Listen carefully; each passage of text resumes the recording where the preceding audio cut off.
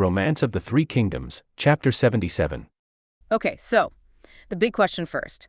How do you trap someone like Guan Yu, a figure that legendary? It starts with Sun Quan needing a plan. Right, and he goes to Lu Meng, his key strategist. And Lu Meng's plan, what makes it stand out? It wasn't just about numbers, was it? No, not at all. What's really brilliant and kind of chilling is how well Lu Meng understood Guan Yu, like his psychology. Okay. He didn't just guess where Guan Yu might go.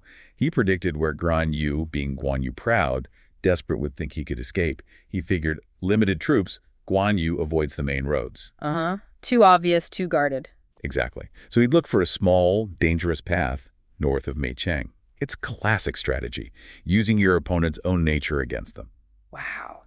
And it wasn't just a guess then. He built a whole trap around this insight. A layered trap.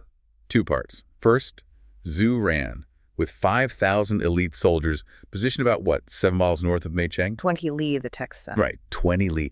And crucially, Zhu Ran's orders were not to fight head-on. No, what the? Just pursue, Yeah. harass, wear down Guan Yu's men. Herd them, essentially. He heard them where? Towards Linju. Yeah. Because waiting there, that was the second prong. Panzang. Okay. With only 500 elite troops, but positioned perfectly on a secluded small path in Linju Mountain. It's a bottleneck. A bottleneck. Yeah. Clever. And there was a psychological trick too, right? With the gate? Oh, yeah. Brilliant touch. They left the north gate of Meicheng wide open, empty. Like an invitation. Exactly. Make Guan Yu think, aha, Yeah. an escape route. Lure it straight into the trap they'd already set. That is cold. Yeah. And then there was divination? Yes. Lu Fan performs divination, confirms Guan Yu will head northwest, and even predicts he'll be captured that night. Between 9 and 11 p.m. Hi, Shi. And Sun Quan must have been... Delighted. Absolutely thrilled. Orders went out immediately. When you put it all together, Lu Meng's deep strategy versus Guan Yu just trying to survive, the odds were stacked. Hugely. It wasn't just a physical trap, it was mental. Exploiting his pride, his desperation. It shows that even the greatest warrior can be undone by, smarter planning. Absolutely. Understanding the man, not just the soldier. Precisely. Martial skill alone wasn't enough here. So while this net is closing in, what's it actually like inside Meicheng for Guan Yu? The sources sound pretty grim. Grim is an understatement. Utter desperation. He's down to maybe 300 soldiers, horse and foot combined. From commanding huge armies. Right. And worse, food and provisions exhausted. People were literally climbing over the walls to defect to Wu. Desertion was rampant. Oof. And this is where we get that moment of regret, isn't it? Yeah, it's powerful. Guan Yu says to Wang Fu, his loyal officer, I regret not listening to your words that day. He'd been warned, presumably about this campaign, or maybe Lu Meng. And Wang Fu's reply is just bleak. Utterly bleak. He says something like, even Jiang Ziya, the legendary strategist, would be helpless now. It's them admitting, it's over. They're trapped. A hero realizing the end might be near. So what's the plan? They can't just stay there. No. Zhao Lei suggests they abandon Meicheng. Make a run for Sichuan, try to regroup. He even points out that Lu Feng and Meng Da and Shanyang haven't sent help. Yeah, that adds another layer of bitterness, doesn't it? Feeling abandoned by allies. Definitely. Isolation. Broken trust. And Guan Yu, does he take the advice? How does he react? Here's where you see his character again. Is it stubbornness? Hubris? Or just raw courage? He checks the north gate himself, asks locals about the path to Sichuan. They confirm, it's a small, secluded path. The very path Lu Meng predicted. The very one. Wang Fu, being cautious, warns him. There'll be ambushes, take the main road. But Guan Yu? Guan Yu's response is pure Guan Yu. Though there be ambushes, what do I fear? He's basically daring fate. Wow. Fearless to the last, and the farewell scene with Wang Fu, that's tough. It really is. Wang Fu says tearfully he'll die defending the city with the remaining 100 or so men, vows never to surrender. He asks Guan Yu to come back quickly. Knowing he probably won't. Yeah. Guan Yu himself is in tears as he leaves Wang Fu and Zhu Kang behind. It's not just strategy now, it's this intense display of loyalty, these men choosing death over surrender for him. What does that say about him, that he inspires that level of devotion? It says everything. It's not just about rank. They're devoted to him, to what he represents. Righteousness, brotherhood, the Han cause. His personal charisma, his moral standing. It inspires the ultimate sacrifice, even when things look hopeless. So despite the emotion, Guan Yu has to move. He leads the last couple hundred soldiers out the north gate. Guan Ping, his son, and Zhao Lei are with him. And the trap springs almost immediately. They get about 7 miles out. 20 Li? 20 Li, right. And bang! Zhu Ran's ambush. Golden drums and shouts. Chaos.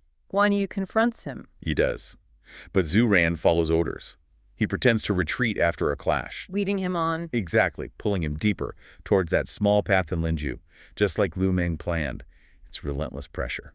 And his forces start shrinking even more. They do. Zhu Ran's troops pursue and kill. They're being whittled down. Then Guan Ping has to tell his father. Zhao Lei is dead, killed in the fighting. Oh man, another blow. Yeah, the text says Guan Yu felt immeasurable grief. Losing men, losing his trusted advisor, probably realizing the trap is real. But he has to keep going. He does. Pushes on. A few miles later, maybe 4 or 5 lime, the second ambush hits. This is Pan Zhang. Pan Zhang shouts and fire. Another clash.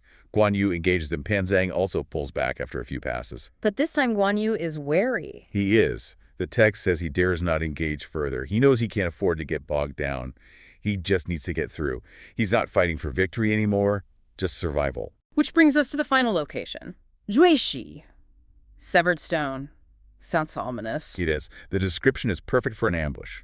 Narrow path, mountains on both sides, overgrown with reeds, grass, trees, a natural trap. And it's almost dawn. The end of the line. Pretty much. Suddenly, the final ambush springs. No warning. They used long hooks and ropes. To trip his horse. Red hair? Yes. They trip red hair. Guan Yu falls. And Ma Zong, one of Pan Zhang's officers, captures him. Just like that. And Guan Ping, his son. Tries desperately to save his father.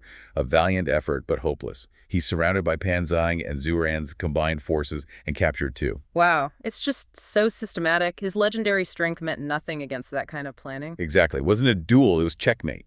He was outmaneuvered step by step. It really highlights how strategy can overcome individual might. So Guan Yu is captured, Sun Quan must be over the moon. Ecstatic, yeah. He gathers his officers, has Guan Yu brought before him, and he actually tries to recruit him first. Really? Yeah. Even then? Yeah, he praises Guan Yu's virtue, talks about wanting an alliance before, even kind of mocks his claims of invincibility, asks him point blank, will you submit? And Guan Yu's response, I imagine it wasn't polite. Huh? No. It's Yeah. legendary. Pure defiance.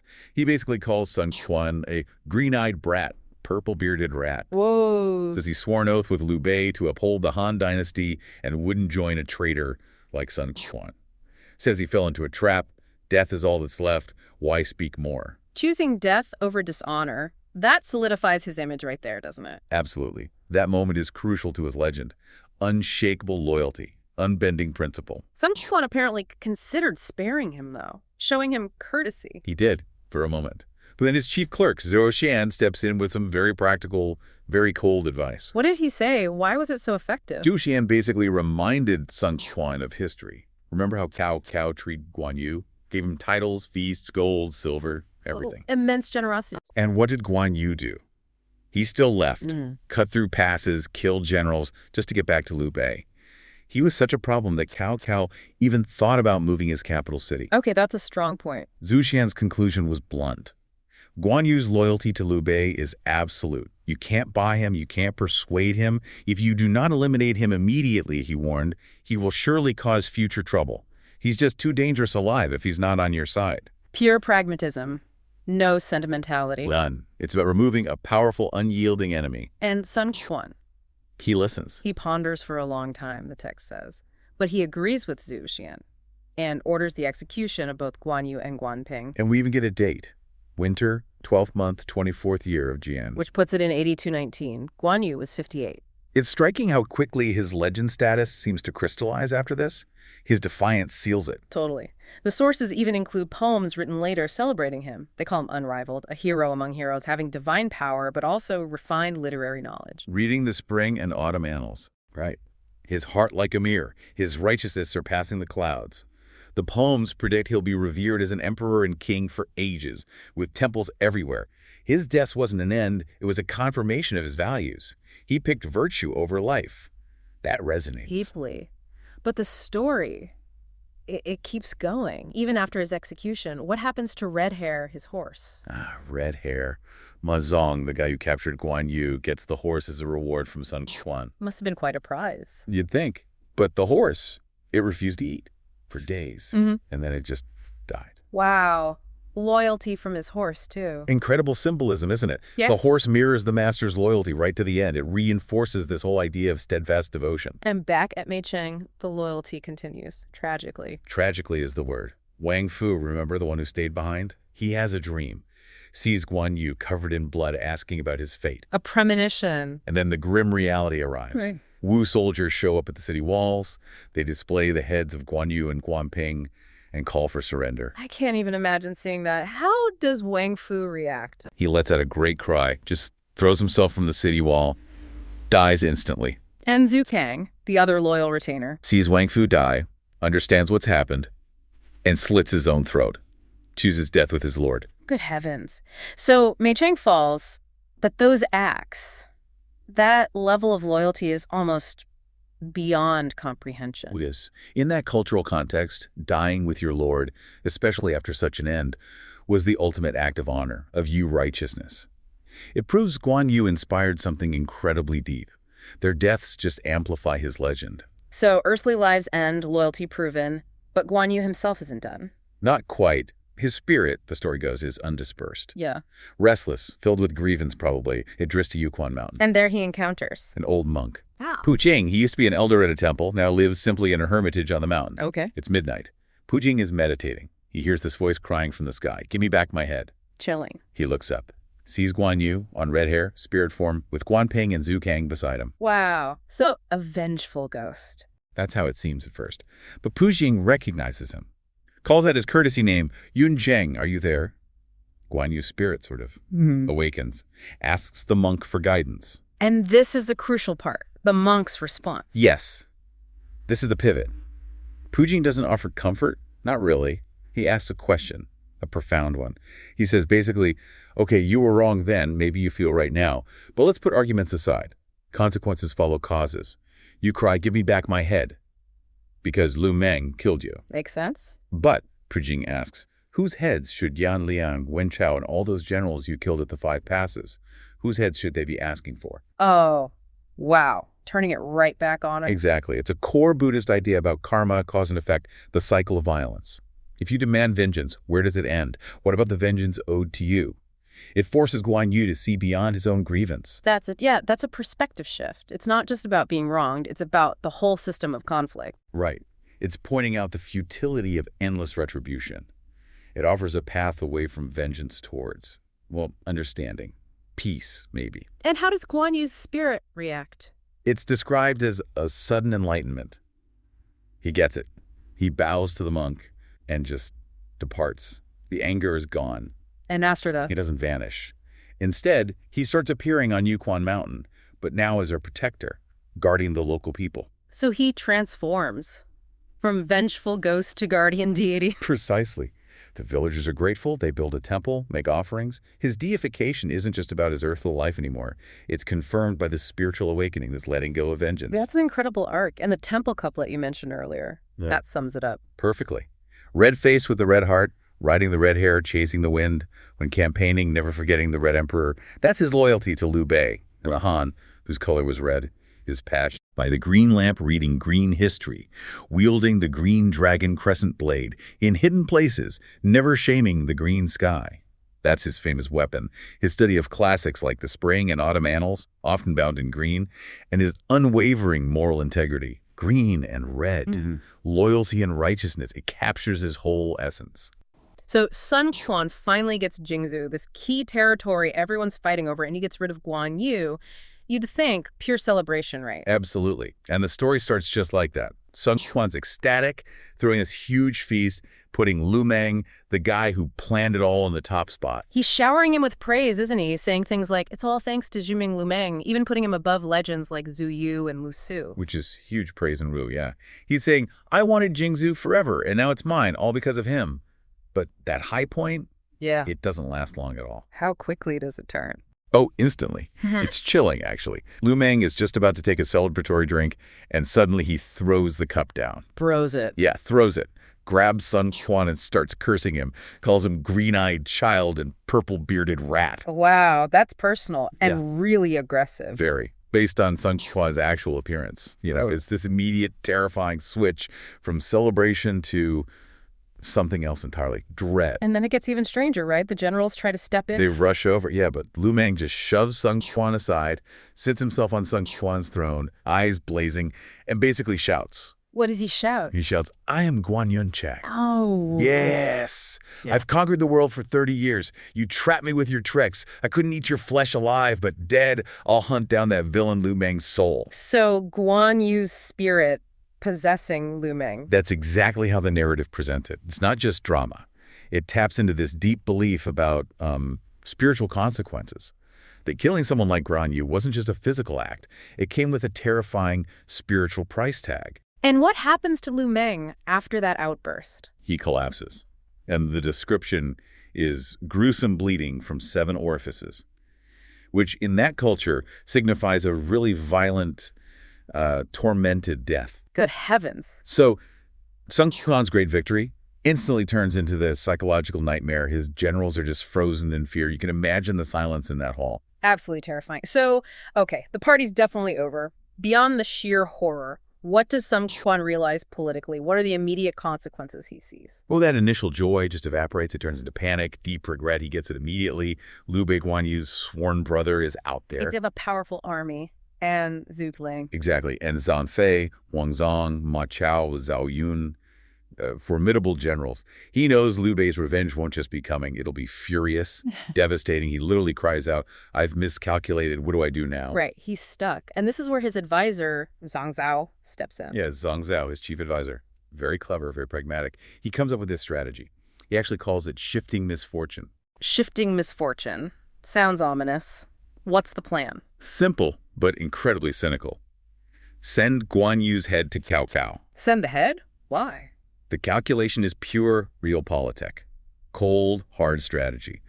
If Cao Cao receives the head, the idea is that Liu Bei will think Cao Cao was behind it all, or at least involved.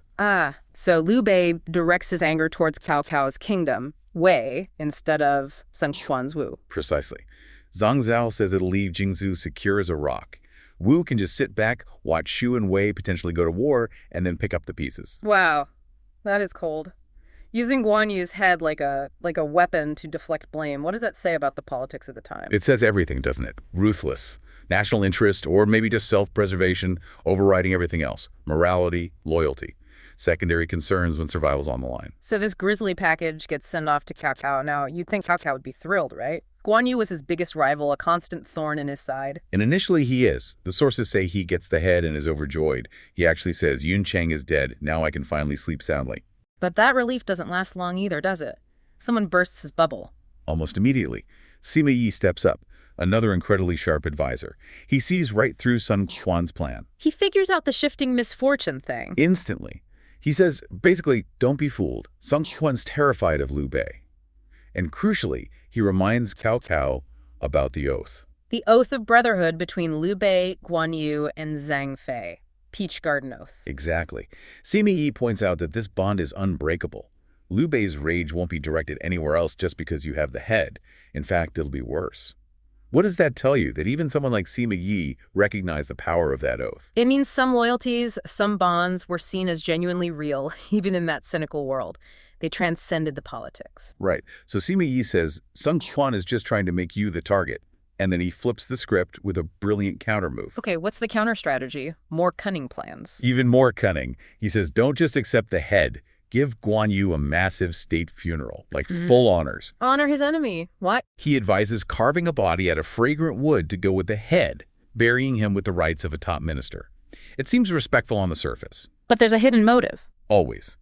The real goal is to make Sun Quan look even worse. If Cao Cao, the enemy, is giving Guan Yu this grand burial, it highlights Sun Quan's treachery in killing him in the first place. Driving an even deeper wedge between Wu and Xu. Precisely. Make them hate each other more. Let them fight it out. Sima Yi's advice is literally, if Xu wins, we attack Wu. If Wu wins, we attack Xu. Wei waits, exploits the conflict. It's textbook divide and conquer. Masterful manipulation. Yeah. But even Cao Cao, the ultimate strategist, couldn't entirely escape the the spooky side of this, could he? No, even he gets a dose of the supernatural. And this is where the story gets really eerie again. Cao Cao is inspecting the head in its casket. Maybe he's about to make some sort of, respectful comment like, Lord Yunchang, long time no see. And the head, its eyes supposedly open, the mouth moves, the beard and hair bristle like it's alive. You're kidding. That's what the text says. Cao Cao is so shocked, he just faints on the spot. Wow. So much for sleeping soundly. Exactly. It's this stark reminder, isn't it, that Guan Yu wasn't just a general. He was becoming something more, a figure of immense power, even in death. It showed that even those cynical players felt something. Awe, maybe fear. What happens when Cao Cao recovers? He's clearly shaken. He declares Guan Yu truly a god. Right. Then he goes ahead with Sima Yi's plan, the elaborate funeral, gives him the posthumous title, King of Jing, assigns people to guard the tomb. It's strategic, yes, but you get the sense there's real fear mixed in there too now. So while all this drama, strategy, and ghostly stuff is happening with Sun Quan and Cao Cao, what's going on back in Shu with Liu Bei? Is he aware yet? Not initially. Life is sort of carrying on. The narrative mentions Liu Bei returning to Chengdu, his capital, and he actually remarries. Who does he marry? Lady Wu, the sister of one of his generals, Wu Yi. His advisor Fai Zheng suggested it. Liu Bei's previous wife, Lady Gan, had died, and Sun Quan's sister, Sun Shangjiang, had gone back to Wu. Was there any issue with the marriage? A slight hesitation.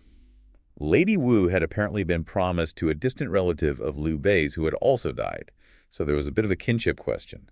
But Fao Zhang basically argues it's fine, comparing it to a historical precedent. It seems like a move to consolidate power within Shu. Interesting timing, consolidating internally just as his major external alliance is about to shatter. And there were warnings, weren't there? Yeah. Zhu Liang, his top strategist, had been worried before. About what? About Guan Yu rejecting Sun Quan's marriage proposal for his son and Guan Yu's daughter. Zhu Liang saw that as a huge diplomatic blunder, something that would definitely destabilize Jingzhou. He knew Guan Yu could be, well, proud and difficult. It was like a storm cloud gathering. An unheeded warning. So Liu Bei is unaware, things seem normal, but then he starts to feel something is wrong. Deeply wrong. The sources describe him feeling physically unwell, like trembling, can't sit still, can't sleep. It's a real physical manifestation of unease. And then the dream. Yes, the dream. It's incredibly powerful. He's reading late at night, a cold wind blows, the lamp flickers, and a figure is standing there. Guan Yu. It seems to be. Liu Bei asks who it is. The figure avoids his gaze. Liu Bei says, "Brother, are you okay? Why visit so late? Something important must have happened." And the figure replies. Guan Yu, or the dream figure, just weeps and begs him, "Brother, raise an army, avenge me." Then poof, another gust of wind, and he's gone. Chilling. That bond between them, it's like he felt it across the miles, even before knowing. It really underscores that oath, doesn't it? It's portrayed as this connection that literally transcends life and death in the story. Meanwhile, Zhu Liang, he already suspected. How? Astronomy. He'd been watching the stars and saw the general star fall over Jingzhou, Jingzhou being the region, including Jingzhou. He knew Guan Yu was likely dead or doomed, but hadn't told Liu Bei yet, probably to spare him. But the official news has to arrive eventually. How does it unfold? It's brutal. A cascade of bad news. First, a high official named Xu Jing comes with a secret report. Before Liu Bei can react, Ma Liang and Yi Ji, two other key officials, arrive with documents confirming Jingzhou is lost and Guan Yu is in serious trouble, needing rescue. Just one blow after another. And it gets worse. Liao Hua, one of Guan Yu's officers who escaped, arrives. He's weeping, and he delivers the most painful news, perhaps. What's that? Betrayal. He details how Lufeng Liu Bei's adopted son and Meng Da, another general station nearby, refused Guan Yu's desperate pleas for reinforcements. His own commanders refused to help. Why? The reasons given are complex, maybe fear, maybe political calculation on their part, but the result is the same. They left Guan Yu hanging. Hearing this must have been devastating for Liu Bei. It wasn't just the enemy. It was failure, betrayal from within his own ranks. Unbelievable. That must have just deepened the despair. Immeasurably. Yeah. And then finally, before dawn breaks, multiple messengers arrive. Yeah. The final confirmation. Guan Yu and his son, Guan Ping, captured at Linzhou. They refused to surrender. And now, they've returned to the gods. They're dead. How does Liu Bei take this final blow? He just lets out this terrible cry and collapses, faints dead away. It's the ultimate crushing devastation. The loss is total. And when he comes to Grief, pure raw grief. And then, An immediate ironclad vow, full-scale revenge against Sun Quan. Yeah. No hesitation. Wow. So looking back at all this, one death really did ignite everything.